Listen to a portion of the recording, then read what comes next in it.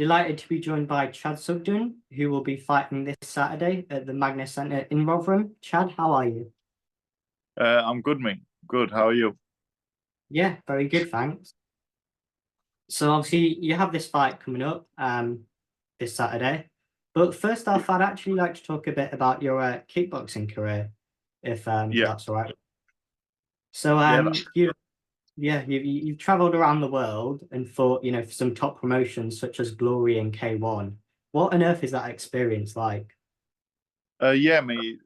To be honest, it was a great experience. On K1, I fought all over really, from Spain, Thailand, Azerbaijan, Germany. I fought all around Europe, like Gran Canaria and places like that. And then obviously they went after that. I won the world title, and I went to training the Hemmers Gym in Holland, and that's where a lot of the glory fighters were at. And Holland, if you don't know, Holland's like the base for kickboxing. So you have Thailand for Thai boxing, and Holland's that's where the Dutch style kickboxing. That's their speciality. They're like as famous as footballers out there and stuff like that. I went there, did a bit of training, and the talent scout was actually at the session, which I was Oh, sparring in, and I got spotted there, and then yeah, got offered fight in Dubai against like a five times Muay Thai world champion Atakan Arslan, and ended up beating him. And then got a last minute call up to fight Myrtle Gronart in Las Vegas, and got that. I won that one as well. So I ended up being ranked number two in the world at that point. But no, yeah, it was great experience, and it stood me in really good stead for my boxing career. yeah. So why did you decide to sort of transition into boxing after you'd finished kickboxing? There's a couple of reasons. I always wanted to go down the boxing route. That's what I watched a lot more as a kid. Being from Britain and England, you see a lot of good boxers come through this country, and it's a lot. I don't know, the audience is a lot wider. If, for Yeah, example, like the level I was at in kickboxing, if I was at that level in boxing, I could have retired. Do you know what I mean? Years ago. yeah, Whereas it was good money in kickboxing, but it wasn't life changing money.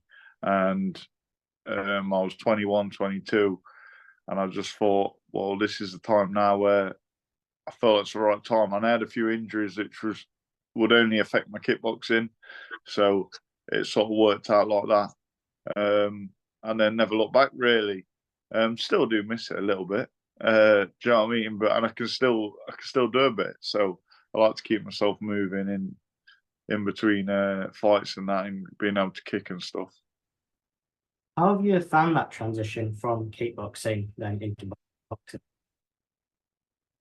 Well, when I was as a kid, I amateur boxed from 10 upwards. Did that all my career up until I was about 16, 17, which then they stopped me from England boxing. Well, ABA at the time, they stopped me from boxing just because I was kickboxing without a head guard.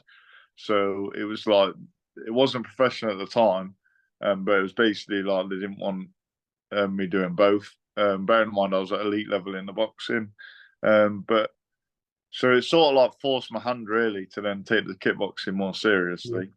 But I always kept sparring with boxers because the one thing that stood me in good stead was the sharpness of my hands when I was kickboxing. So, and a lot of the Dutch fighters they can hold a dual license. So the guys abroad, you see some of them like Nicky Elston come over and fought Callum Smith. Well, he was a high level kickboxer. There's a guy called Congolo. He did both, like so he'd do like both at the same time. Do you know what I mean? He'd have a yeah, kickboxing fight and then say someone rang him up for a boxing fight. He would take that one. But over here, I don't think you should be able to do it either. But the British board won't let you do that, and so it like when I made that transition, I was already ready and I already had it in the pipeline. I'd already done a lot of rounds with a lot of good people. I knew where I was at. So yeah, I found the transition fairly comfortable, to be honest. So after 2 years out of the ring, you made your return to the sport in April. Were you Yeah. happy with that performance? Yeah, I was. Obviously I got a cut from a head clash in the second round. Um, I wanted to get him out of there, but I had to do what I had to do in there. Do you know what I mean? And I won every Yeah. round on the ref scorecard, and I won. And it looked good doing it. When I watched it back, I was a lot happier. The thing is I'm very critical of my own performances, so I always see like the worst bits of it. But then when I look it back and watch it and see people's reaction, I can see actually I did really well. So you're back on a Stuffy Will Promotions card. Is it all about sort of building back up that momentum? Yeah, definitely. I mean, like this one, second fight back, two camps, one after the other. I feel like my fitness is good, my body's feeling good. I'm ready to make another statement, and then we'll see where we're at. Do you know what I mean? Should be then ready for the big boys again, back to get back in the mix. So,